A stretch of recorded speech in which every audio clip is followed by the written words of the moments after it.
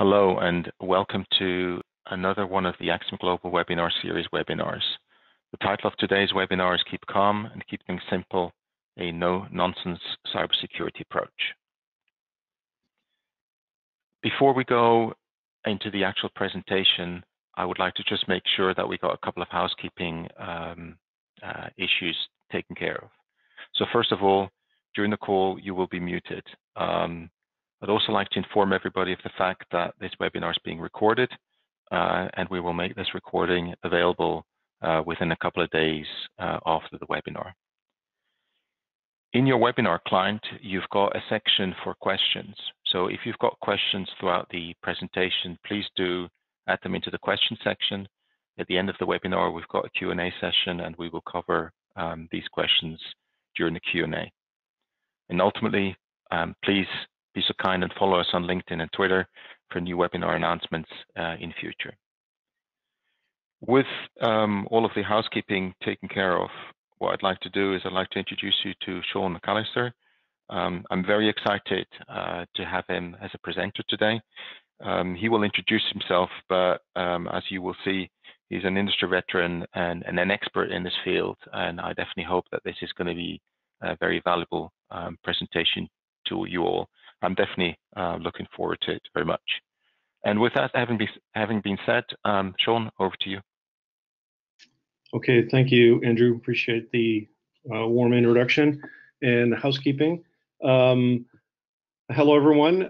Thank you for participating. I just wanted to present a really quick agenda of kind of how I want to present the material, give you a little bit of background about myself, refresh some reality check of current cybersecurity status of things today, which I'm pretty sure everyone is going to be well aware of.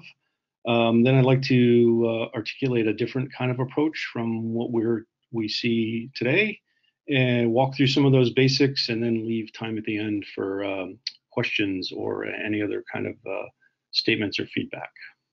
So with that. Okay, so who am I and where have I been? I've had the privilege of being involved in some very big U.S. government organizations. In the late 90s, early 2000s, I was with the Department of Defense as a tech director for what was the Department of Defense's Computer Emergency Response Team. They were actually headquartered at the Defense Information Systems Agency. They're kind of like the ISP for the DoD. So we had the luxury of having the ability to present large solutions for the Department of Defense. And one of those things was to put together a very large flow repository, NetFlow repository, which was during that day, those were the days when Snort was new. So figuring out what to do with NetFlow was kind of awkward and weird. But we forged ahead and kind of presented this presentation to the analysts and the security analysts at the time. And they kind of liked the idea of having a full context view of all the data. So while not going into the detail of the packets specifically, the contextual information is very, very rich when you put the composite together. I had also around about that time, shortly after the 9/11 incident in the United States, the Homeland Security was formed, and a United States CERT, so a U.S. CERT, was made from that, and I was invited to be the technical director for that group, and I kind of built upon the same basis of doing the flow data. We did the same kind of idea for the .gov community, the government, the federal government view, not just the military view. And that's a program that is still going on. Well, both programs are going on today still. The Einstein program at Homeland Security has kind of grown up and is now a very, very big program across our federal government. And then to the tail end of that, I went back to to DoD, and finally I had a very interesting tour with the National Security Agency that kind of ended my government career. And I put the United States Cyber Command logo on there because the group that I was with when I started this in the late 90s has now actually become part of, or the basis of, the United States Cyber Command. And I've had the privilege of the last 18 months to help them work in technical outreach to how to identify what is an industry that might actually apply to some of the command's pressing needs and requirements. So that's given me a viewpoint into a lot of capabilities that out in industry. So with that said, I've seen a lot. I've done a little bit and had a good time doing it. So now enough about me. Let's move on. Let's talk about a reality check of our current day. And I guess I don't have to remind everyone that major breaches cost significant amount of money and have significant impact. And we don't actually have to scan the news very far to see the size and the breadth of these things. But I would like to also point out that some of the underlying parts of dilemma that we have is we sometimes have no idea when a breach occurs because of our limited visibility. When we're looking at all our tools and all our data, and specifically our packet data, we're only able to see so far back. And what we find statistically is that the breaches happen longer and longer. And this is something I will address later on. I'll bring it back up again, but I just wanted to kind of paint the quick reality check on that. And then actually this next slide is, I'm not going to read this all to you, but suffice to say, the grim facts are, one, we spend a lot of money. I know the U.S. government as you can see, spend a lot of money on cybersecurity solutions. And then citing from Microsoft and Juniper, the prognosis is that it's going to get worse. It's going to cost more money. We're going to invest more money. The potential loss will be greater. And some of the glaring statistics at the bottom are also worth noting. That malware samples are being produced on tremendous amounts every single day, and again, back to the last point, which is sort of reinforces the previous slide. The something that should shock us a bit, or maybe not shock us, but we should be awakened to, is this dwell time that people are on the networks much longer than we want them to be, and we need to address these kinds of things. So with all of this, it kind of feels like we might be drowning in too much problems in our data, in the dilemma of what is around us and what we face, or quite possibly the things that we're even not aware of yet. So things that are ahead of us that we're just not seeing. And then or invariably both. We have things all around us and we're immersed in, and get kind of confusing, and or trouble we're not even aware of yet. Kind of like getting caught navigating through a traffic circle in a large city. It can be very challenging and daunting, and we can get confused. And even when we get signs that help us, sometimes these signs don't help us. Sometimes the navigations don't work, and it makes us all very confused, and then we end up getting stuck in a traffic jam. So not a good scenario, and this is sort of why I wanted to bring another avenue of comparison, is that it's kind of like a storm. And sorry to comment, but my gracious host Andrew, this is the picture of the satellite view of Hurricane Andrew back in the 90s that did enormous amount of damage to the United States, and it was just a gigantic storm. And the image of the storm is that the storm has a lot of destruction all around it. But the important part is, if we find ourselves in the storm, you want to focus on the eye of the storm. That would be, if we could say, the best part of the storm to be in is we would like to be right in the eye, not get caught swirling about in all the other parts of the storm. So a lot of times what we like what we hear is, we get very confused. So sometimes we say, well, let's just throw everything we have at these things, and that must be, more must be better. And of course we have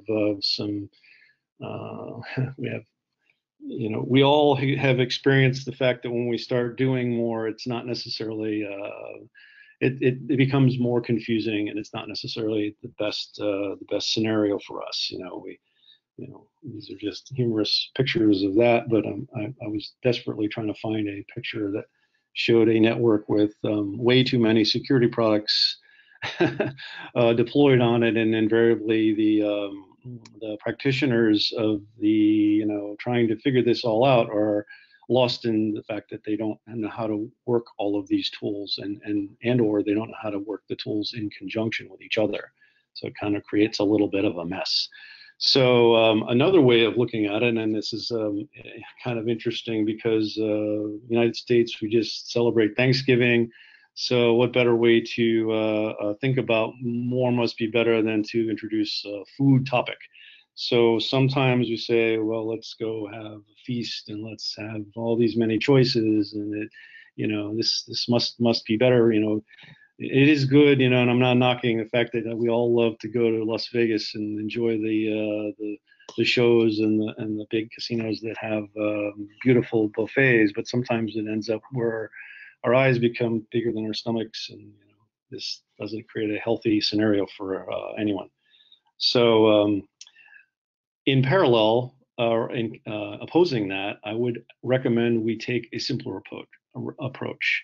And in that, to keep the food analogy going, a much simpler plate, if you will, or ingredients can be more nourishing, more appealing for us as a body. But then bridging this over into a cyber scenario, if we focus on better quality ingredients, this might actually be a more healthy thing for us to do. And I think it also puts us into a place where we don't have to worry about figuring out how all the many pieces, we can figure out how 3 ingredients go on a plate and are well seasoned. When we have 10 or 20 things, we invariably get a pile of it doesn't work well. It doesn't taste well. And you get the picture. So building that approach from the recipe for taking a cybersecurity approach in a simpler manner, I'd like to follow the recipe scenario. And the 4 things that I'm outlining would be, the first one is, and these are just highlights. I'll go into each one in more detail, but the first thing is start recording your packets on your network now. It's very, very important. And it's the kind of thing that is, you can never go wrong by having all of the data when you need it most. The second thing is actually start finding the bad guys. Start using some of the new technologies, that adaptive deception technologies, that actually will help you locate and actively defend your network, instead of waiting for them to, waiting for you to be the victim. You go find them. Third is staying healthy, doing the things that we all know and trust, but make sure we do reliable and continuous vulnerability scanning and tracking. Know our assets and know where we are, what our vulnerabilities are, and our status is on that.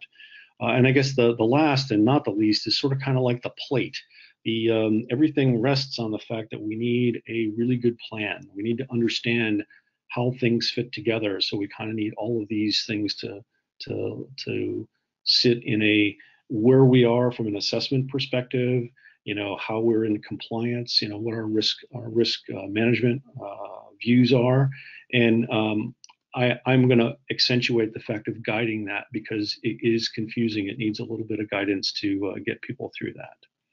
So actually, now I'd like to dive into each of these individually and talk a little more on a high level about why, the benefits of each of these aspects or these ingredients that we'd like to keep keep things simple and flowing.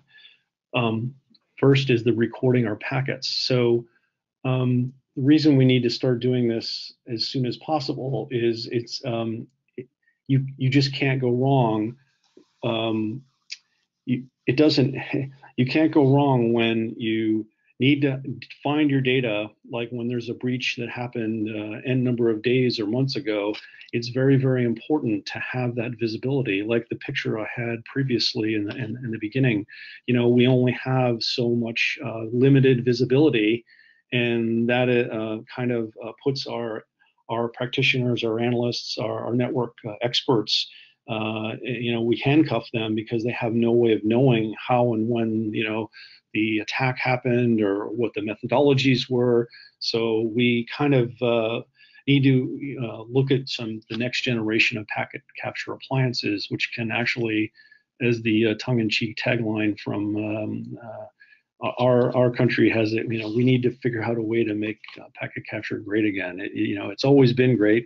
It's just become really, really expensive. So we need to do this, and we need to do it without, breaking the bank, and most importantly, without sacrificing performance and capabilities. So employ a scalable solution that fits the expense ratio of smaller groups and organizations all the way up to larger groups and organizations. You shouldn't have to go spend an enormous amount of money to do this. So there is actually a way to do that, and the bottom line there is you'll end up being able to afford to extend the retention of your packet capture, which is I think the desired goal state. This next generation packet capture appliance has interesting capabilities. Not only does it capture the packets, it extracts the metadata, which is kind of like the essentials out of the data, and also flow records. So I'm a big fan of flow records, and there's a lot of rich data in that. As well as the metadata. The metadata is an amplified view of that, but when you put all of these things together, it truly becomes an unprecedented capability. And as I mentioned before, the scalability has to be able to capture reliably, without failure, and also scale from smaller connectivity points to larger connectivity points, and/or banding and aggregating the solutions together.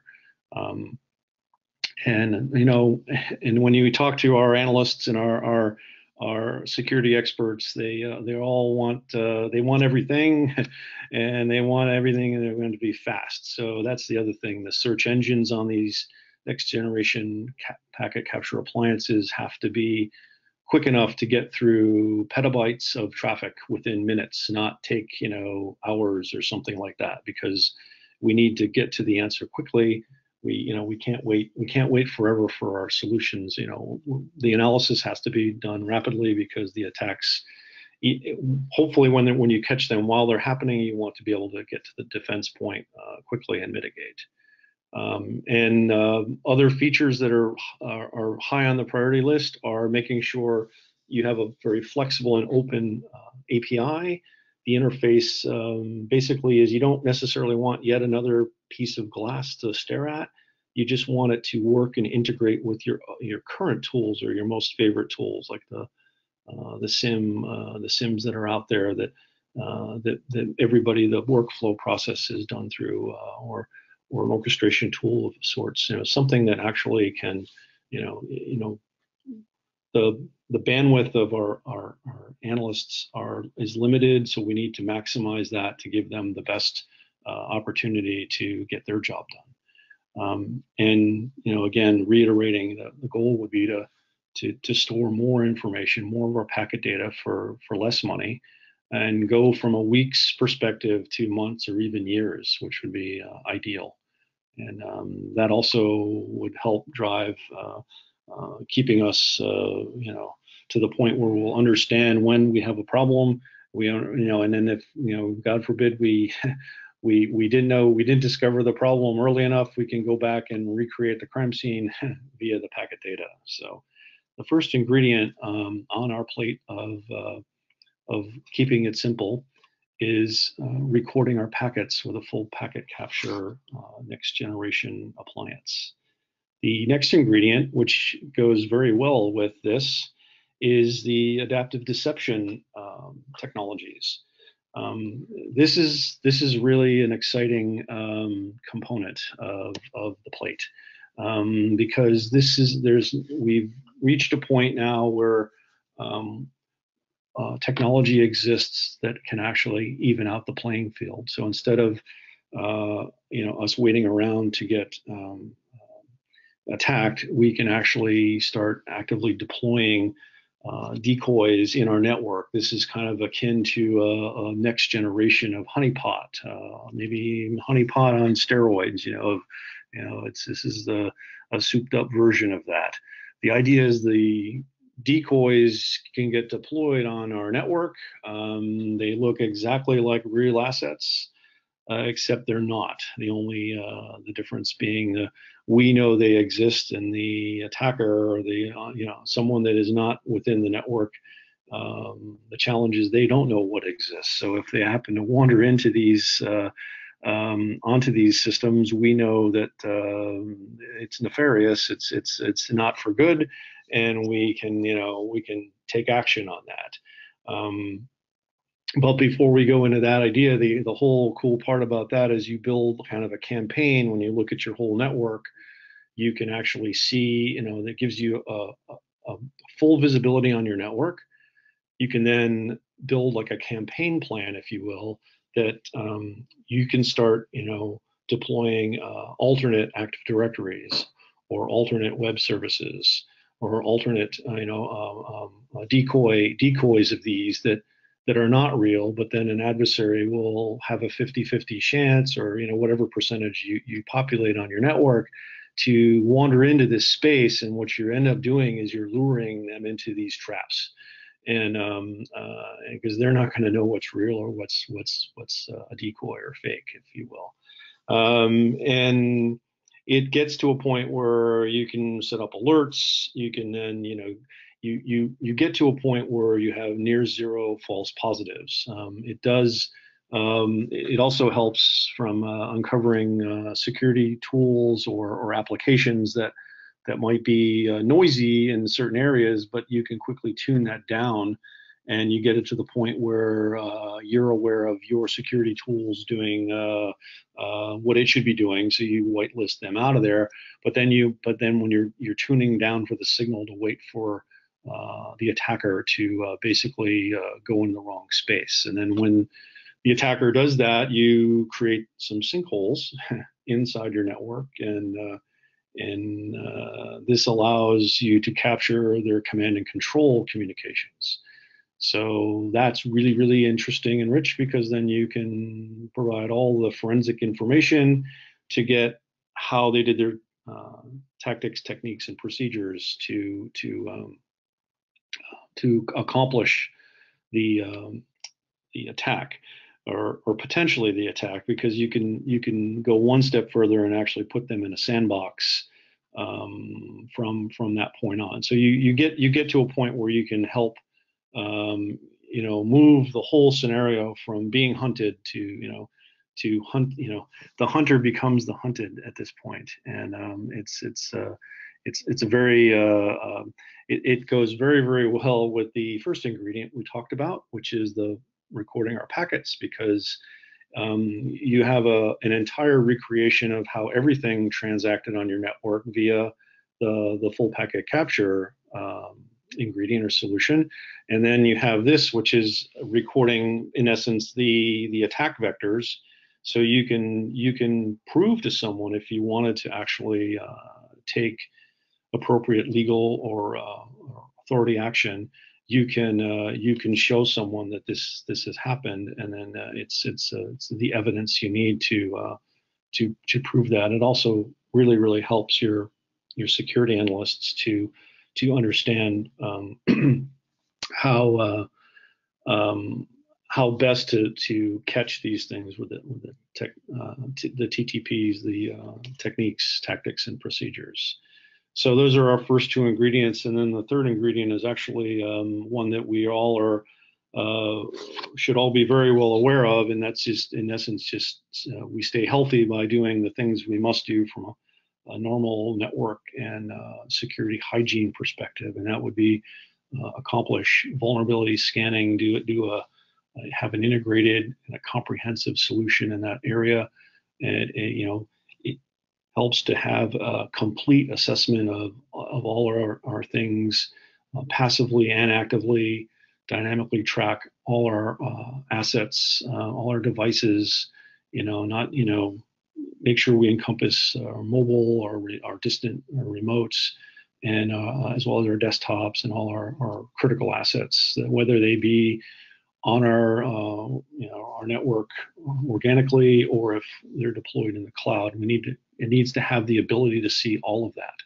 And then in essence, the idea is we want the data to come to us. We want it to be intuitive. We want it to just be simplified. Again, there's the theme, making it simplified. Take some of the confusion out of it. You shouldn't have to have a PhD in vulnerability management techniques. There's always room to do things more complicated and spend more money, but if we're just starting out, or we want to stay calm and stay in that center of the storm area, we want to try to focus on doing them as simple as possible, so that we're calm and we understand, we don't get caught in that whirlwind. So, back to the vulnerability scanning piece, doing this from a passive perspective and doing it as continuously as possible, because as we all know, as I cited in the beginning, one of the statistics, the grim facts is, hundreds of thousands of pieces of malware are being, spawned every day. And yes, they are derivation. Many of them are very close to one another. But, we need to be aware if there's any of those derivations might create exploitable situations on any of our hosts in our systems. So, the kind of thing I'm talking about would also have to have the ability to share with all our other tools, kind of like as we described with the packet capture solution. It has to be something we pivot in and out of from our orchestration tool, our SIM product. We want to be able to get to this information quickly. We don't want to have 20 screens to look at. We want it to be able to be flexible with our platform, if you will, the platform that you have. Helps eliminate blind spots. And back to that other thing, we need to basically increase the productivity of our overburdened staff. Not that they're not productive, but if they have too much to do, it becomes more and more difficult. So we need to help simplify things for them, and increases productivity, makes everybody hopefully a little happier, or at least that they can get through the day without feeling like they didn't accomplish anything. And it gives them the ability to do things quickly and efficiently. So that's the theme here. So staying healthy combined with hunting for our bad guys with adaptive deception technology and recording our packets. These are three of the most main ingredients on the plate of keeping things simple. And then to actually say, putting it on the plate then would actually be kind of the most important thing, would be the planning, and based on doing security risk assessments. I'm advocating that we incorporate a guided ability for this, because it's very important. There's so many controls built around security assessments and risk profiling that it can get confusing, even for large organizations. So the goal of this is basically a number one challenge of corporate companies is to figure out how to deal with their governance and their risk assessment, and how do they need to move forward. So leveraging industry leaders in the field helps. It actually reduces the amount of time to go from this can take a long period of time to figure out or stumble through, to making it a lot more efficient and understanding. So everyone is sort of on the same sheet of music. And very, very important that as we're building these security gap analysis, that we understand that it affords us an up the chain and a down the chain factor.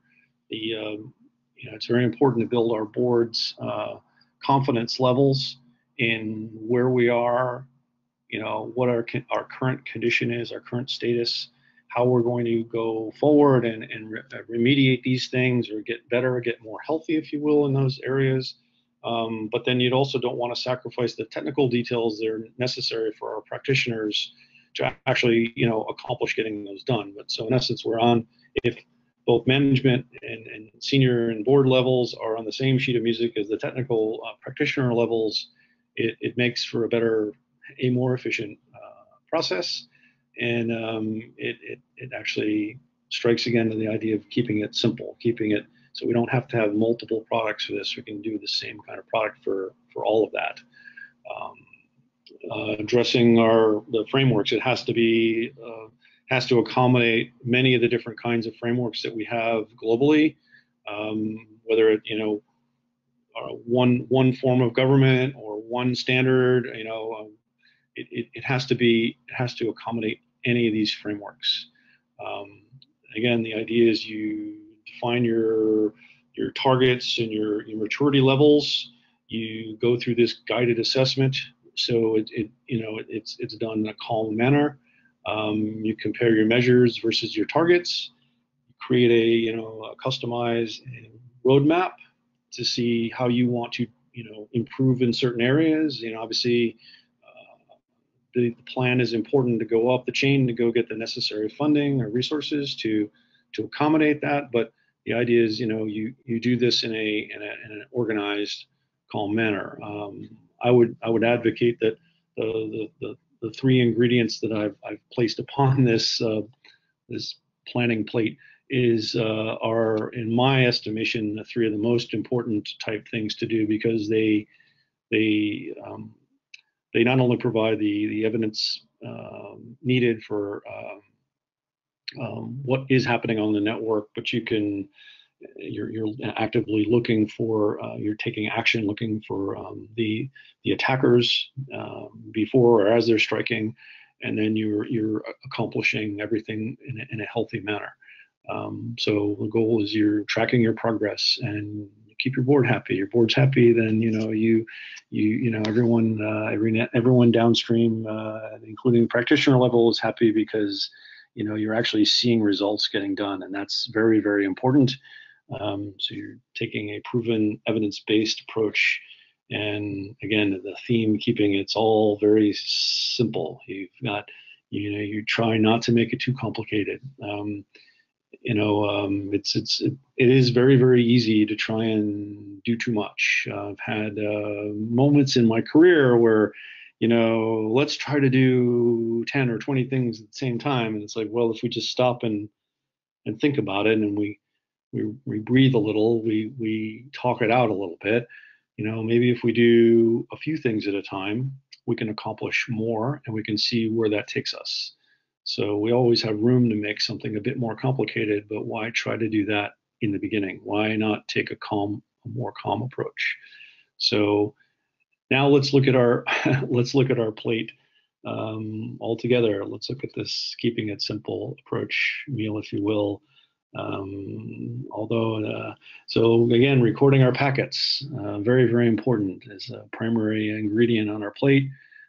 Second ingredient is hunting for the bad guys, looking with adaptive deception technologies, and basically going hunting. Let's find them before they get to us. And then staying healthy along the way is always important.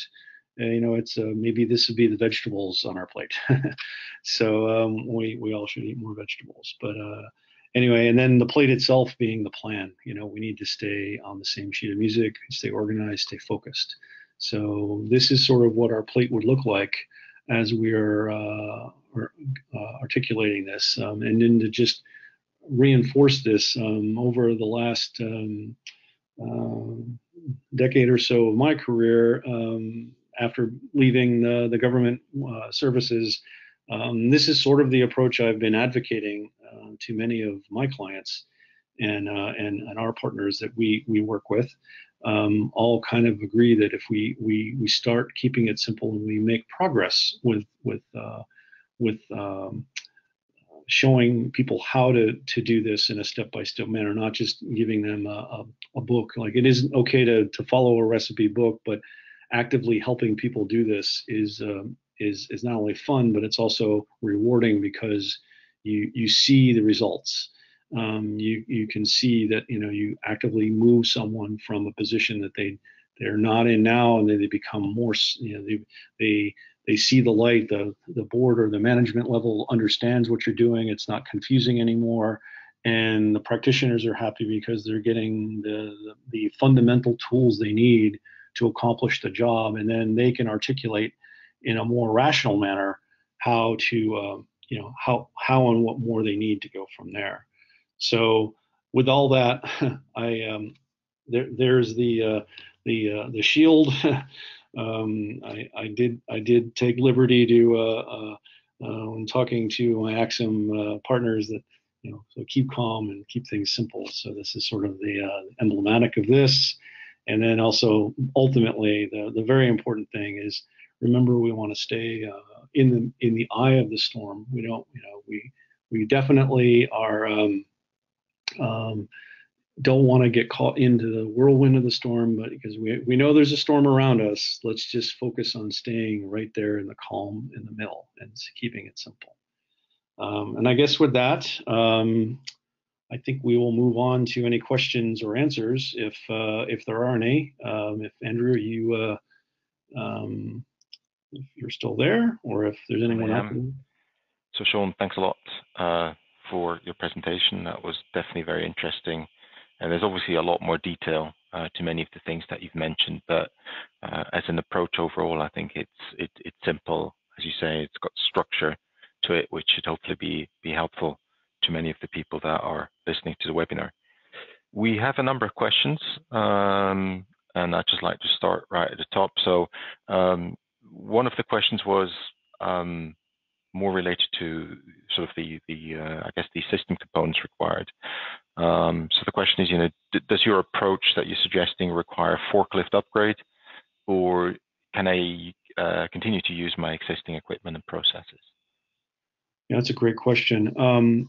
Actually, you don't have to forklift upgrade anything if you already have some of these components or tools. You obviously use what you have, but I would advocate you can add these incrementally. They do all blend together well, nicely in one shape, in one way or another. So if you have a current vulnerability management process or product going on now, and maybe you're not recording your packets, the packet recording ingredient or component will obviously complement whatever you're doing. And if you're and likewise, if you're already recording your packets with some product or another, the idea is to look at, see how it's doing. The idea is to figure out how it's doing it right now, and then if it's doing it in as efficient manner as possible. If it's not, well, then you can always plan to figure out how you might be able to integrate a more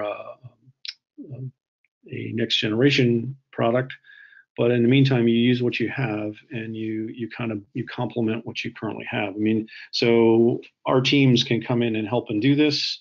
As you know, it's an Axim global concept that we can come in and help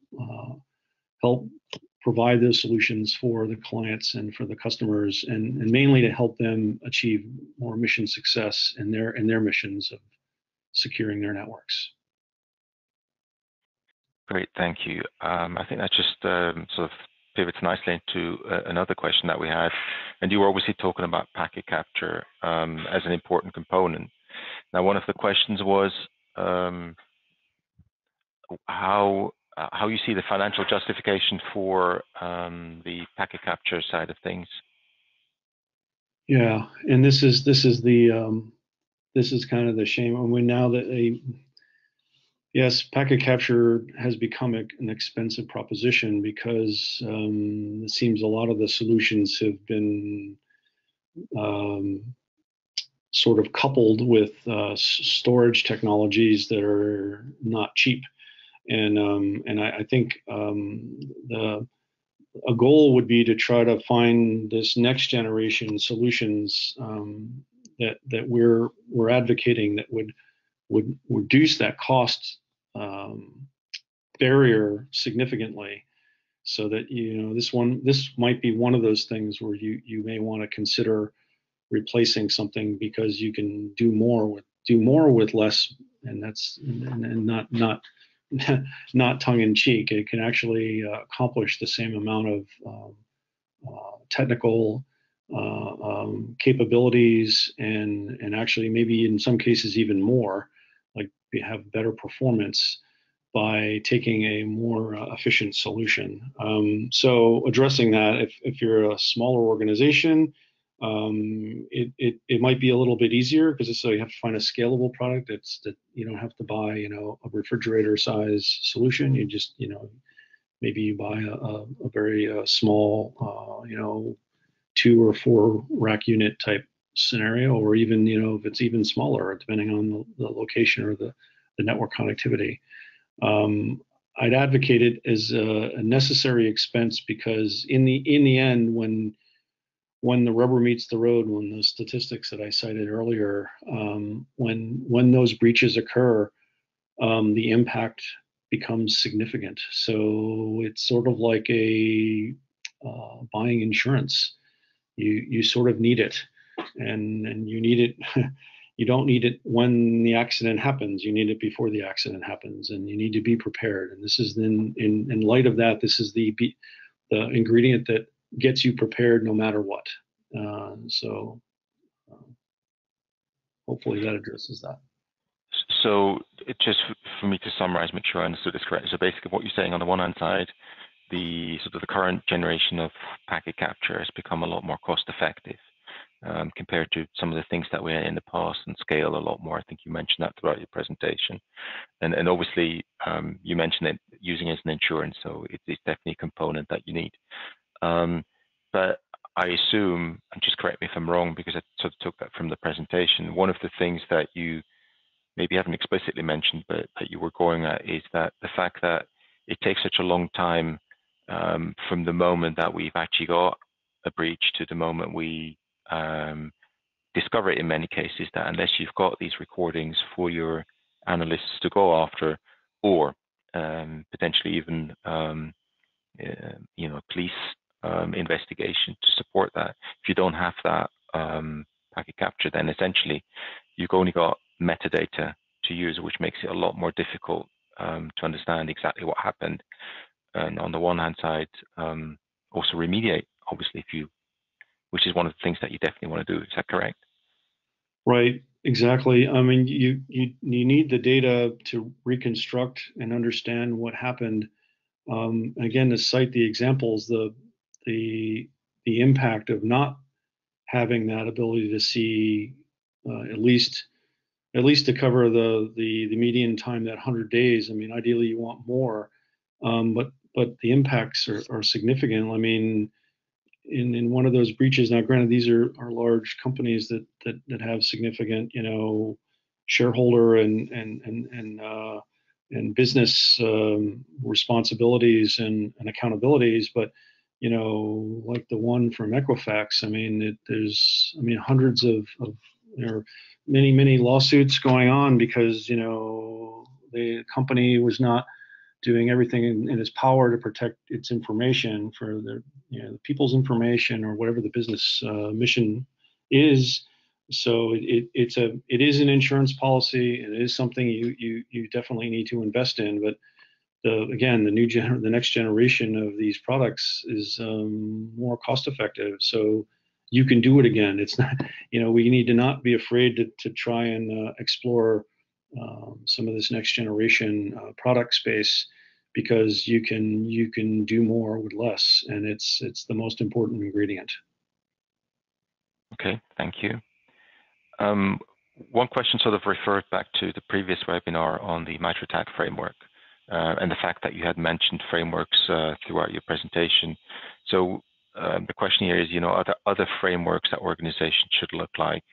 And then more specifically also, how do you suggest that smaller to mid-sized organizations build their skills effectively? Because that's obviously a big concern. Yeah, that's a great question. The MITRE ATT&CK framework, which Josh discussed, I think, last couple of weeks at the previous series,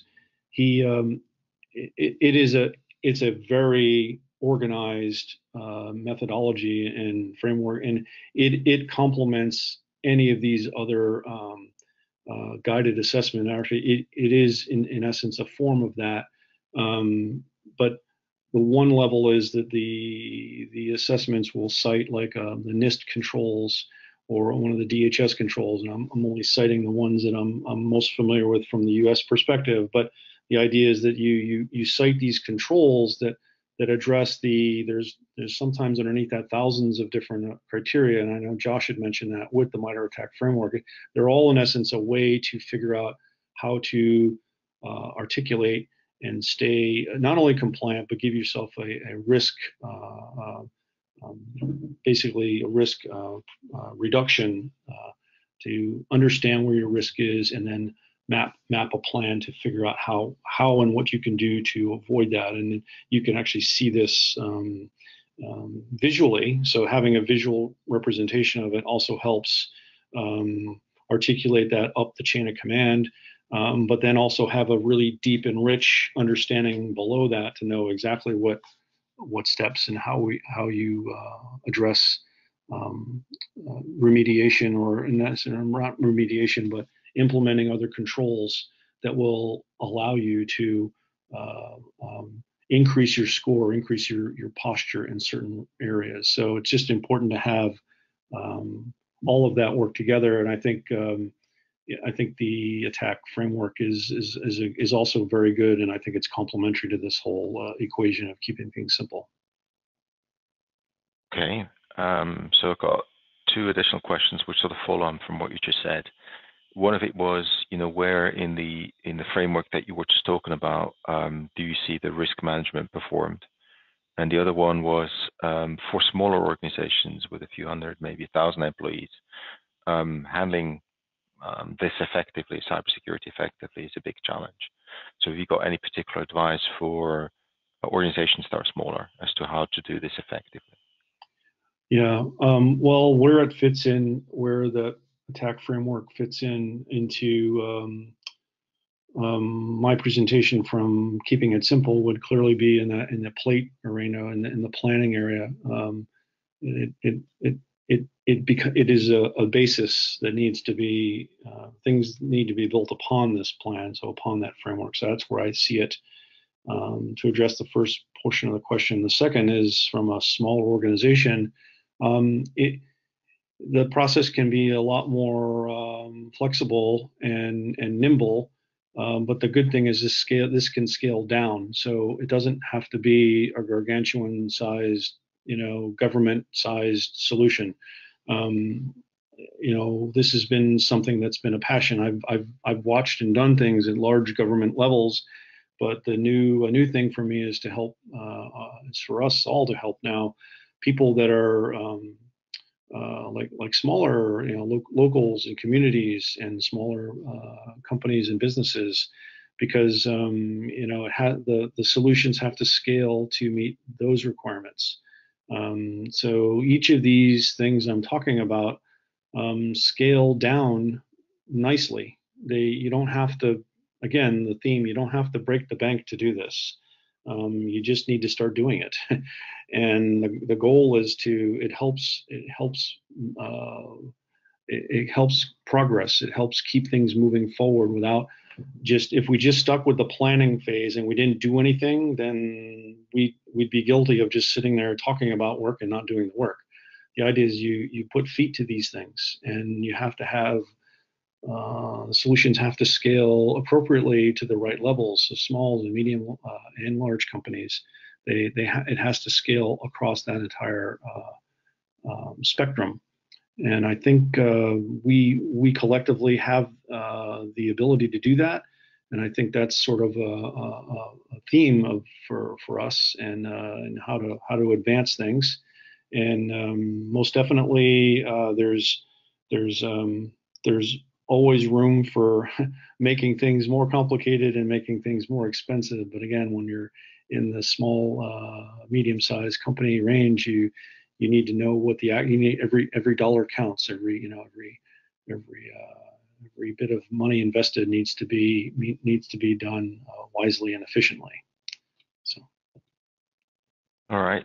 So I've got two more questions for you, at least for now. So one was, many organizations are faced with a range of regulation that needs to comply with, and as well as SLAs. So, where does your proposed approach fit with these themes? And I guess, if I may add my own interpretation to this, you've covered the compliance angle, I think, quite a bit, but you haven't really talked to the SLA question. So do you see these same components being used, or being able to use them to address the SLA related questions as well? Absolutely. All of them can be, each of these solutions that we've articulated can be dialed into the correct amount of time necessary from a reporting or a compliance perspective. Because obviously then you're from a service level agreements for if a company is beholden upon their customers or their constituents to meet certain criteria, or even if it's from just an operational perspective. Yes, you can tune these into that. It is important to know that you can create alert levels in both the packet capture component, within the deceptive technology solution, and then within the vulnerability management as well. You can, as soon as something new happens, if you're doing continuous scanning, you can find out, be alerted quickly when there's something that needs to be addressed to mitigate a problem. And then conversely, you do the same thing with the packet data. Once the more you are accustomed to learn what's happening in and around your network, the more you can be able to spot the anomalies. The active or adaptive deception technology, kind of in an active defense mode, can actually, once you set that up, anything that trips into these things that are in essence decoys can be immediate alerts, and you can hopefully cite these things to help maintain service level agreements than whatever you're being held to. Yes. All right. Well, thank you very much for that. And then there's one last question that I've got for you is that, given your experience and background, what do you consider the top 3 issues that organizations should be aware of and/or ensure that they have measures in place for? And again, keeping in mind that many of the organizations out there are mid-sized to small. So what are sort of the top 3 things you think they should look out for? Well, yeah, interestingly enough, I think I put the top 3 on the plate. But I guess if I had to, I think the capturing packets is high. Doing packet capture, I really think that packet capture and the active defense component are kind of bundled. It's almost like the gravy on top of the the protein, if you will. They're kind of inseparable, but but I think they go very, very well together. And then you can't discount the vulnerability management and component. And I'd like to say top 3/4, I think, are the things that I actually talked about. But these are kind of the basic fundamentals, the building blocks. So they are kind of the 4 component pieces I recommend the most. If you had only limited resources to do certain things, I would start with those 3 or 4, because they are the best bang for the buck, and they actually accomplish a lot more. And then if they advance the security posture and or provide the necessary information that you can again pivot in and out of. Now the other thing that goes without mentioning is it's helpful to make sure to have someone help you a little bit along the way to understand how to combine these things, sort of teach you how to put these things on the plate and guide you a little bit. Although I think once someone gets going with this, the simplicity becomes the beauty of it. And we start to understand less is better, and also staying in a calm space and not getting too crazy or trying to do every new thing under the sun doesn't help. So that would be, I would stretch it to 3/4, but that's All right. Thank you, Sean. So I think we've just about run out of questions. So once again, I'd like to thank you very much for the presentation. It was definitely very insightful and interesting to see how you managed to break it down into 4 simple things that we can do. I definitely thought it was very insightful, and would like to thank you once again for presenting to us. I'd also like to thank all the attendees for attending this webinar.